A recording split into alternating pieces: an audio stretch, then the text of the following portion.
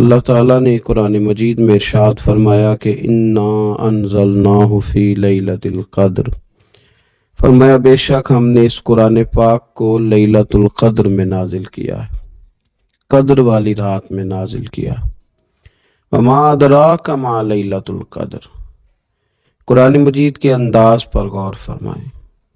فرمایا تم کیا جانتے ہو کہ لیلۃ القدر کیا ہے؟ تمہیں کیا خبر ہو کہ لیلۃ القدر کیا ہے؟ اس کی اہمیت دیکھیے۔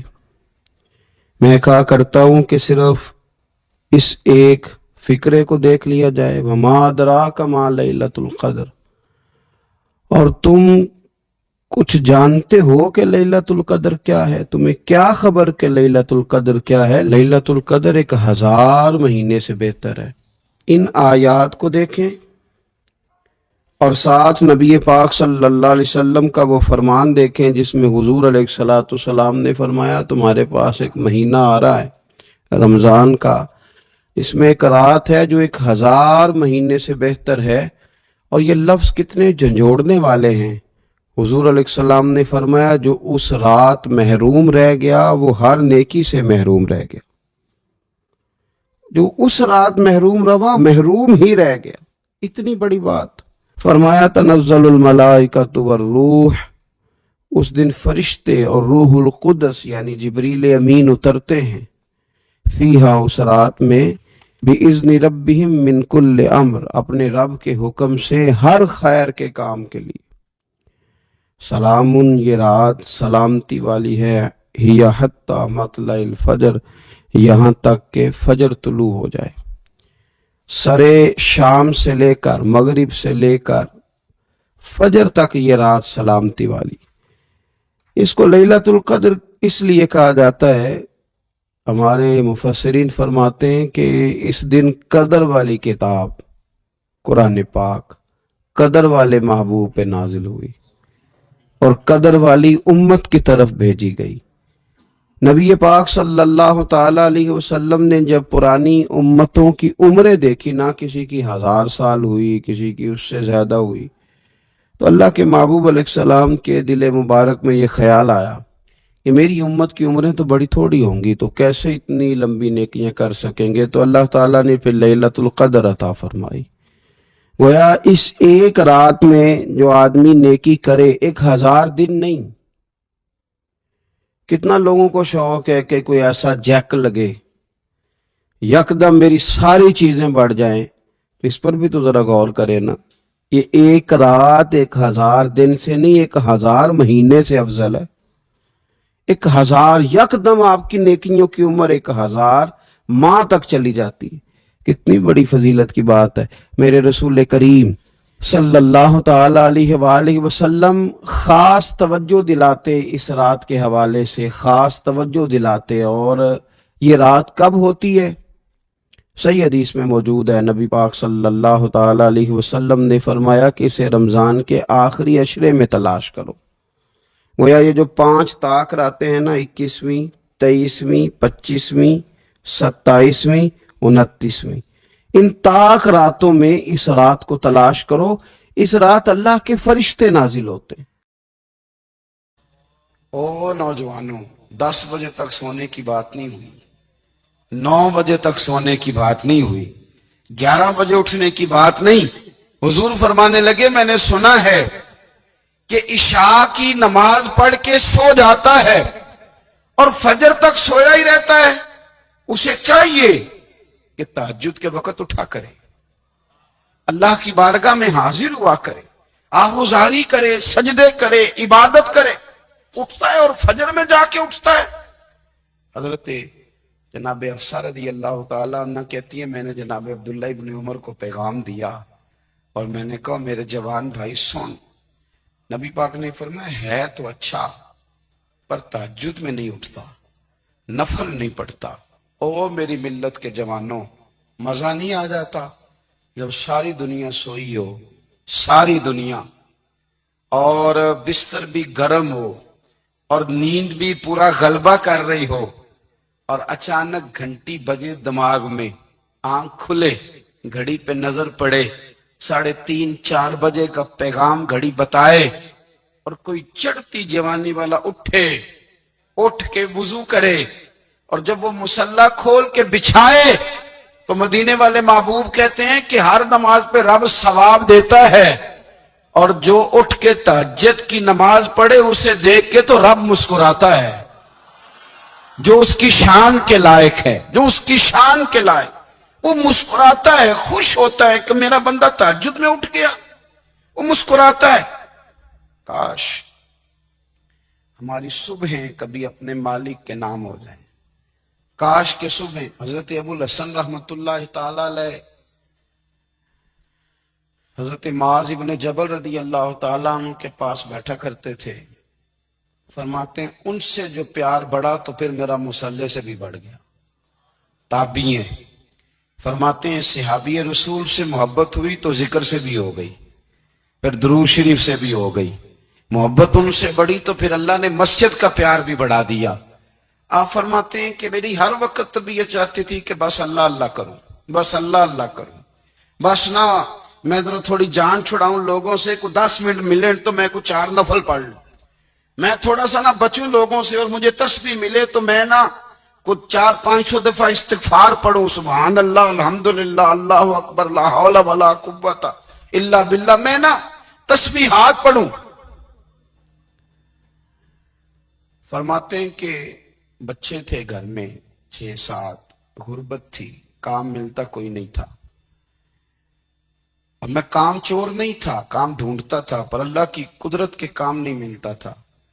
فرماتے ہیں کہ میں نے ایک دن اپنی اہلیہ سے کہا کہ آج میں پھر جاتا ہوں کام ڈھونڈنے، تو میری بیوی بڑی فرما بردار تھی، پر اس دن نہ غربت کے ہاتھوں تنگ آ کے کہنے لگی آج نہ کوئی تو چیز لے کے آیا تو مجھ سے بچوں کی بھوک نہیں دیکھی جاتی ہے، سب روگاں دا روگ محمد جس دا نام غریبی، کنڈ بلا کے لنگ جاندے نی دوست یار قریبی، آج نہ کچھ لے کے آیا تو میں بچے لے کے چلی جاؤں گی۔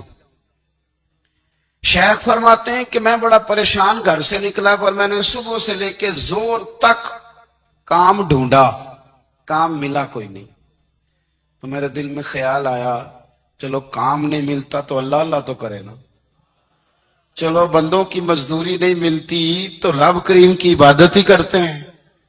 فرماتے ہیں کہ میں نے نا فرات کے پانی سے وضو کیا، نہر کے، شدید دھوپ تھی، ساتھ ریت تھی اور ریت تپ رہی تھی، میں نے اپنا رومال وہیں مصلی کے طور پر بچھا لیا، اور فرماتے ہیں کہ زور سے لے کر عصر تک نماز پڑھی، دھوپ بھی پورے زور پہ، پر میرے سجدے کا ذوق بھی پورے زور پہ۔ فرماتے ہیں سورج بھی چمک رہا ہے اور رب کی عبادت کا ذوق بھی پورے زور پہ، میں سجدہ کروں تو پھر میرا اٹھانے کو جی نہ چاہے۔ میرے استاد لکھا کرتے تھے، یہ ان کا شعر ہے، وہ کہا کرتے تھے مجھے سوز دے، مجھے ساز دے، اور مجھے نیم شب کا نیاز دے، دم سجدہ خود کو میں توڑ دوں، مجھے ایسا ذوق نماز دے، اور میں تیری بہار کا پھول ہوں، میں کھلا بھی ہوں تو تیرے لیے، مجھے میری شاخ سے توڑ لے، مجھے اپنی زلف کا ناز دے۔ بھائی فرماتے ہیں کہ عصر تک میں نے نفل پڑھے، دل ڈھلنے لگا، عصر کی نماز پڑھی اور میں وہاں سے چلا۔ اب میں جب نکلنے لگا تو دل میں خیال آیا کہ چھوٹی چھوٹی دیواریں ہیں گھر کی، بغیر کچھ لیے جاؤں گا تو بیوی دور سے دیکھے گی تو شور کرے گی کہ پھر خالی ہاتھ آ گیا ہے۔ کہتے میں نے اپنے اسی رومال میں جس پہ میں نے نماز پڑھی تھی نا، رومال میں کی آخی دے پنجابی جو صافہ کہتے ہیں، اسی میں نا میں نے کچھ ریت بھر لی کہ وہ دور سے دیکھے گی تو سمجھے گی کچھ لے کے آیا ہے، چلو جا کے اسے بتا دوں گا کہ آج پھر مزدوری نہیں ملی۔ کہتے ہیں وہ ریت لے کر جب میں گھر میں گیا تو پہلے بیوی دروازے پہ کھڑی ہوتی تھی، پوچھتی تھی خالی ہاتھ آ گئے ہو؟ آج میں نے دیکھا تو ہے ہی کوئی نہیں۔ فرماتے میں اندر داخل ہوا، سلام لیے، کونے میں میں نے وہ رومال رکھ دیا اور میں نے آواز دی کہ بھلی مانس کہاں ہو؟ تو وہ کہنے لگی آپ منہ ہاتھ دھو لیں، میں روٹی لے کے آئی۔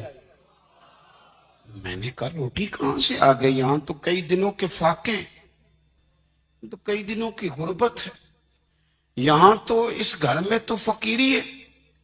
फरमाते हैं कि वो रोटी लेके आई और उस वक्त की जो मौजूदा नेमतें थी, समझ ले सलाद अचार हर चीज साथ लाई। मैंने कहा कि बच्चे कहाँ गए? कहने लगी वो खाना खा के खेलने गए, आप खाना खा लें आ जाते। खाना उसने चुन दिया। मैंने हैरत अंगेज लहजे में सारी नेमतें अपने दस्तरखान पे देख करके बीवी से पूछा, ये कहां से आया खाना?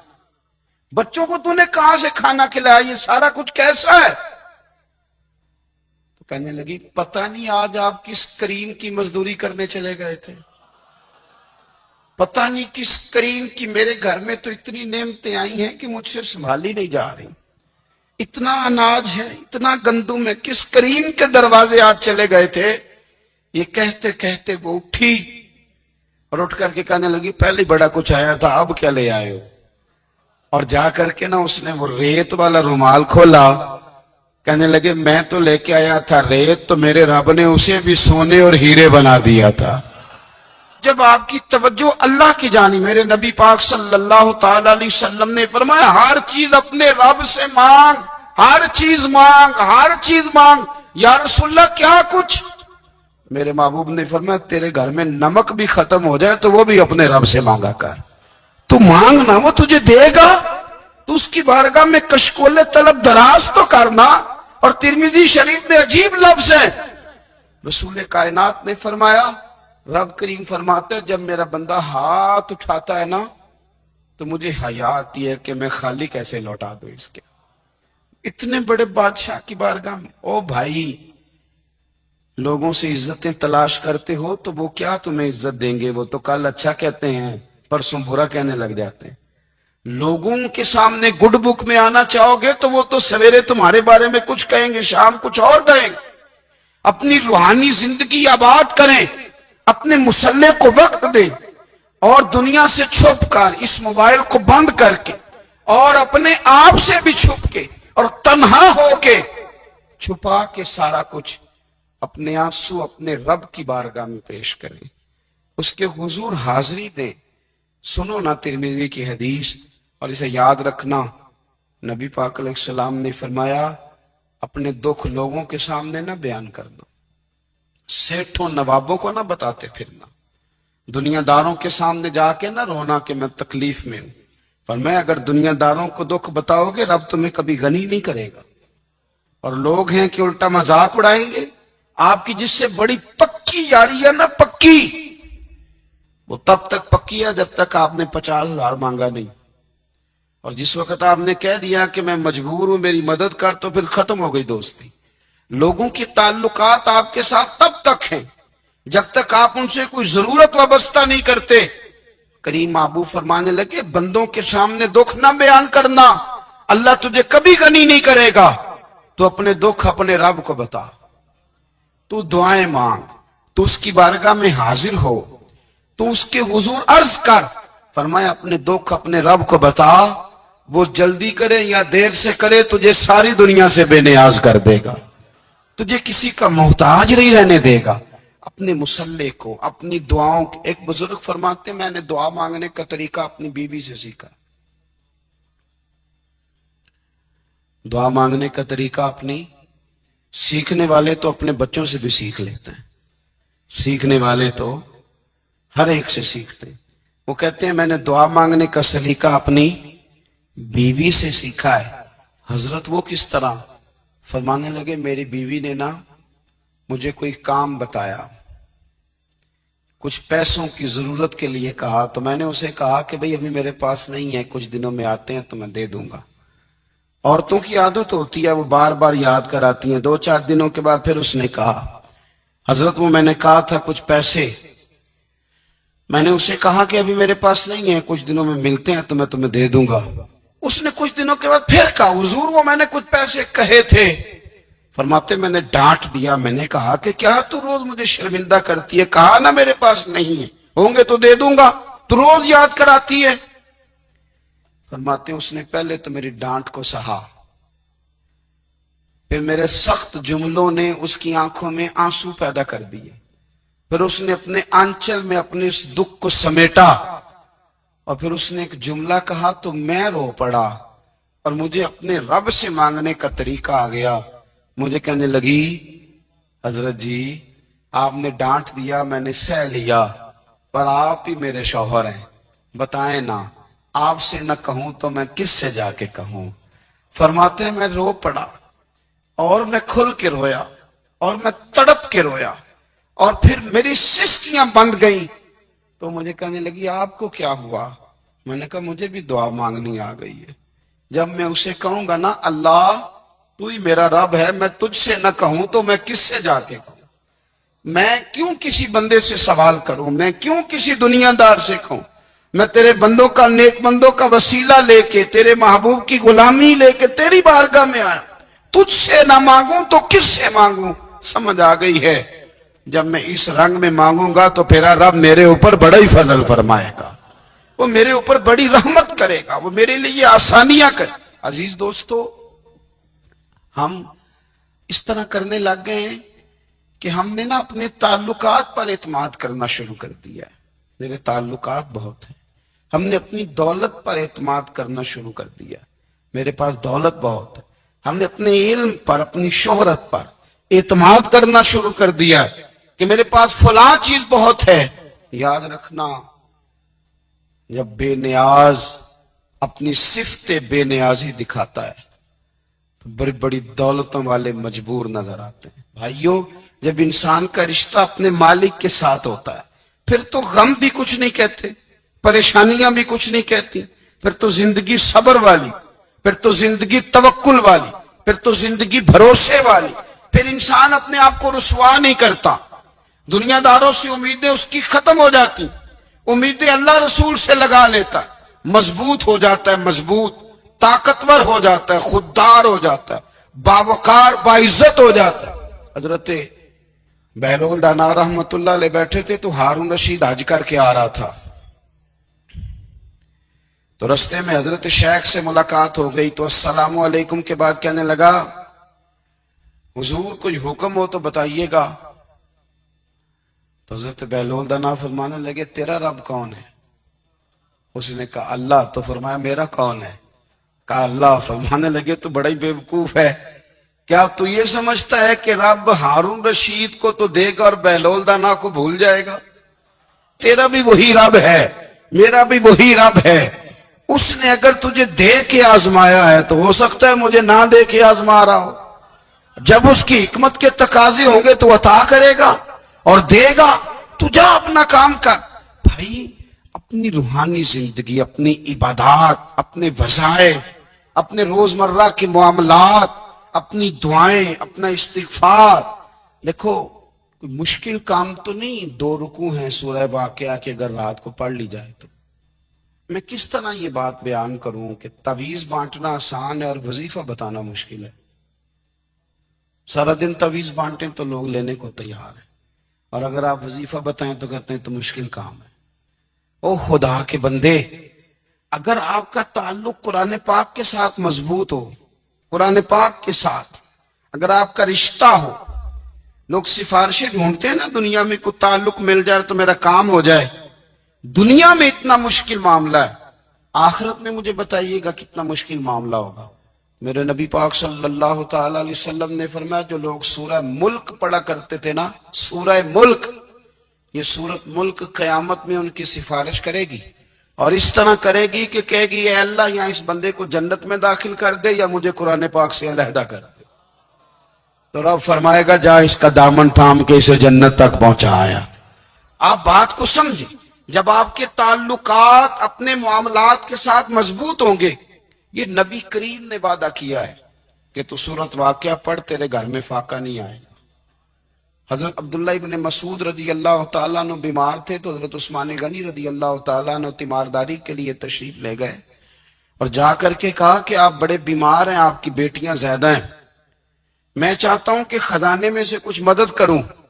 تو سیدنا عبداللہ ابن مسعود رضی اللہ تعالیٰ عنہ اٹھ کے بیٹھ گئے اور کہنے لگے امیر المومنین، اللہ آپ کو میری طرف سے، میری بیٹیوں کی طرف سے بہتر صلہ دے. میری بیٹیوں کو کسی خزانے کی ضرورت نہیں، میں نے انہیں خزانہ دے دیا ہے. کہا جناب آپ نے کون سا خزانہ دیا ہے، میں آپ کے مالی معاملات کو جانتا ہوں. تو فرمانے لگے امیر المومنین میرے نبی کریم نے فرمایا ہے جو سورت واقعہ پڑھے اسے کبھی فاقہ نہیں آتا. میں نے بیٹیوں کو یاد کرا دی ہے, یہ خزانہ میں نے انہیں دے دیا ہے. وہ سارے والدین سنیں جو بیٹیوں کے لیے پریشان رہتے ہیں. حضرت عبداللہ ابن مسعود نصیحت کر رہے ہیں, فرمانے لگے میں نے سورت واقعہ یاد بھی کرا دی ہے, پڑھنے کی عادت بھی ڈال دی ہے. حضور نے فرمایا ہے جو سورت واقعہ پڑھے اسے فاقہ نہیں آتا. کہنے لگے چاند تو اپنی جگہ چھوڑ سکتا ہے, سورج گر سکتا ہے, تارے ٹوٹ سکتے ہیں, پر مدینے والے رسول کی بات غلط نہیں ہو سکتی. حضور نے فرمایا فاقہ نہیں آئے گا تو انشاءاللہ کبھی بھی نہیں آئے گا. کرنے کا کام یہ ہے کہ ہم اپنے معاملات, اپنی عبادات, اپنی دعائیں کبھی 10 منٹ عادت ہو جائے نا دعا مانگنے کی علیحدہ سے رات کو. حضور نے فرمایا جو فرض نماز کے بعد دعا مانگے اللہ اس کی قبول کر لیتا ہے. نبی پاک صلی اللہ تعالی علیہ وسلم نے فرمایا اللہ مسافر کی دعا قبول فرماتا ہے. حضور نے فرمایا اللہ مظلوم کی دعا قبول فرماتا ہے. حضور نے فرمایا بیمار سے دعا کراؤ اللہ اس کی دعا قبول فرماتا ہے. میرے نبی پاک نے فرمایا ماں باپ جب بھی اولاد کے لیے ہاتھ اٹھائیں, ویسے تے بلے شاہ تو آسمانی اڑ دیا ہی پھڑ دیں, جڑا گھر بیٹھا انہوں بڑھیا ہی نہیں. حضور فرمانے لگے ماں باپ جب بھی اولاد کے لیے دعا فرمائیں اللہ ان کی دعا کو قبول کرتا ہے. آپ اپنا تعلق بنائیں دعا کے ساتھ, عبادت کے ساتھ, مصلی کے ساتھ رشتہ بنائیں, استغفار پڑھیں. صلاح الدین ایوبی صلیبی جنگوں میں تھے, رات کو مسجد اقصی میں نماز پڑھی تو پریشان تھے. ایک بزرگ سے ملاقات ہوئی تو وہ کہنے لگے کہ آپ بڑے پریشان ہیں. کہنے لگے حضور پریشان اس لیے ہوں کہ پہلے ہی مسلمان کمزور ہے, اب میں نے سنا ہے دشمن کا ایک بحری بیڑا وہ جنگی سامان سے بھرا ہوا آ رہا ہے, تو اب ان کے پاس اور تلواریں اور نیزے آ جائیں گے, مسلمانوں کے پاس پہلے ہی وسائل کی کمی ہے, پریشان ہو کس طرح کر کے مقابلہ کریں گے. یہ بات کہتے ہی صلاح الدین ایوبی نے بزرگوں سے کہا حضور آپ بھی دعا کرنا, دعا کی بڑی طاقت ہے. میرے نبی پاک نے فرمایا دعا مومن کا ہتھیار ہے, دعا مومن کا, دعا مومن کا. حضور نے فرمایا تقدیر کو سوائے دعا کے کوئی چیز نہیں بدل سکتی. دعا مومن کا ہتھیار ہے, یہ کافر کے پاس کوئی نہیں, یہ ہتھیار ہے مومن کا. اللہ کرے آپ کو سمجھ آئے, پھر سنیں کئی بار کہہ چکا ہوں یہ ہتھیار ہے. کافر کے مقابلے میں جو تیرے پاس سب سے بڑا ہتھیار ہے وہ دعا ہے. دعائیں کرانی چھوڑ دی, کرنی چھوڑ دی, لینی چھوڑ دی. حضرت سیدنا انس بن مالک رضی اللہ تعالیٰ عنہ فرمایا کرتے تھے میں نے وہ رنگ دیکھا ہے جب حضور دعا مانگتے تھے اور حضور کی مقدس آنکھوں میں آنسو بھی ساتھ ہی بہا کرتے تھے, میں نے وہ انداز دیکھا ہے. تو صلاح الدین ایوبی بزرگ سے کہنے لگے آپ بھی دعا کیجیے, اور خود رونے لگے اور سر سجدے میں رکھ کے رونے لگے, اور عشاء سے لے کر فجر تک روئے, خوب روئے. صبح وہ بزرگ آئے تو صلاح الدین ایوبی کا خوبصورت اور ہنستا ہوا چہرہ دیکھا. کہنے لگے آپ بڑے خوش ہیں, رات تو میں نے بڑے روتے ہوئے دیکھا تھا. تو کہنے لگے حضور وہ جو بحری بیڑا آ رہا تھا نا وہ پانی میں ڈوب گیا ہے, اب وہ نہیں آ رہا, ابھی خبر آئی ہے تو میں بڑا خوش ہوں. بزرگ کہنے لگے اٹھ سینے سے لگ اور سن ایک بات, وہ بحری بیڑا پانی میں نہیں ڈوبا, وہ تیرے آنسوؤں میں ڈوب گیا ہے. وہ جو تو رات رویا ہے نا رب کریم کی بارگاہ میں تو وہ ڈوب گیا ہے. بھائی اپنا مصلی کا, عبادت کا, وظائف کا, اللہ اللہ کا سلسلہ اس کو مضبوط کرے, اپنی دعاؤں کے تعلق کو مضبوط کریں. دعائیں بڑے انقلاب برپا کر دیتی ہیں. ہم تھوڑے تھوڑے نا جب سے خشک ہوئے نا, خشک, اور میری تو جماعت ہی صوفیاء کی جماعت تھی.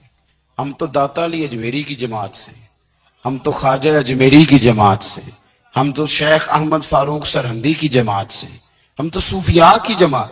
ہماری جماعت نے بھی وہ تعلق جو ہمارے بزرگوں نے بنایا تھا. بزرگ اللہ کے قریب کیسے جاتا ہے؟ تو ہمارے یہاں نا بہت سارے لوگ کہتے ہیں جی نظر ہو گئی تو کام ہو گیا. بھائی جو بخاری مسلم میں طریقہ ہے نا اللہ کا قرب پانے کا وہ تو نفل ہے. نبی کریم علیہ الصلوۃ والسلام نے فرمایا بندہ نفلوں کے ذریعے رب کے قریب جاتا ہے اور اتنا قریب جاتا ہے کہ پھر اللہ اس کی زبان بن جاتا ہے, اللہ اس کی آنکھیں بن جاتا ہے, کان بن جاتا ہے, ہاتھ اور پیر بن جاتا ہے. تو یہ تو عبادت ہے, یہ تو اللہ کی بارگاہ کی حاضری ہے جو آپ کو اللہ کے قریب کرے گی. تو اپنے نماز کو اہمیت دے کے ادا کریں, نمازیں موبائل بند کر کے ادا کریں. لیکن نا کچھ لوگ کہتے ہیں مجھے ٹائم نہیں ملتا نماز کا, تو میں کہتا ہوں یہ آپ نے بڑی جرت کی بات کی ہے. مجھے کو میرا پیر بھائی کہہ دینا میرے پاس ٹائم نہیں ہے آپ کو ملنے کا, تو میں کہتا ہوں آج کے بعد آنا ہی نہ. تو کیا سمجھتا ہے, تو بہت بڑا آدمی ہے, تیرے پاس ٹائم نہیں ہے اور ہمیں ملنے کا ٹائم, موج کر. تو آپ نے اللہ رسول کو ہی کہہ دیا ہے ٹائم نہیں. اور عجیب فلسفہ ہے نا, کہا جائے نماز پڑھنے آؤ تو کہتے ہیں کپڑے ٹھیک نہیں, اور کہا جائے کہ آؤ ذرا دعوت پہ چلے تو کہتے ہیں 1 منٹ ٹھہر میں کپڑے بدل کے آیا. نماز کے لیے کہا تو کہتا ٹھیک نہیں, دعوت کے لیے کہا تو کہتا میں ذرا تیاری کر لوں, یوں جانا مناسب نہیں. معاملہ ٹھیک نہیں. رب تو فرماتا ہے کہ جب تو مسجد میں آ تو زینت اختیار کر کے آ, خوب ذوق سے دعا مانگے, خوب شوق سے نماز پڑھیں, خوب استغفار کا مزاج بنائیں. آپ لوگوں کے بیچ رہ کے سکھ حاصل کرنا چاہتے ہیں, لیکن آپ کو پتہ ہے کئی مہینے غار حرا میں رہنا بھی مدینے والے محبوب کا طریقہ ہے. ہر سال اعتکاف بیٹھنا الگ سے, یہ بھی حضور کا طریقہ ہے. مسجد نبی کے اندر دروازہ کھلتا تھا نبی کریم کا, پر گھر کے اندر نفل پڑے نبی پاک. اور حضور فرماتے ہیں کچھ نفل نماز گھر میں بھی پڑھا کرو, گھر کو قبرستان نہ بناؤ. ہمارا گھر اللہ کے ذکر سے آباد ہوگا اگر ہم نماز پڑھیں گے نا. میں جب سنت پڑھنے کے لیے گھر میں کھڑا ہوتا ہوں تو میرا جو 2.5-3 سال کا بیٹا ہے نا, وہ بھی میرے ساتھ نماز پڑھنی شروع کر دے. اسے پتہ کوئی نہیں نماز کیا ہوتی ہے, لیکن وہ بھی نا سجدہ نہ بھی کرنا ہے تو ساتھ لیٹ ضرور جاتا ہے. پتہ چلا بچے لیکچر دینے سے نماز نہیں پڑھتے, نماز شروع کر دیں تو بچے بھی شروع کر دیتے ہیں.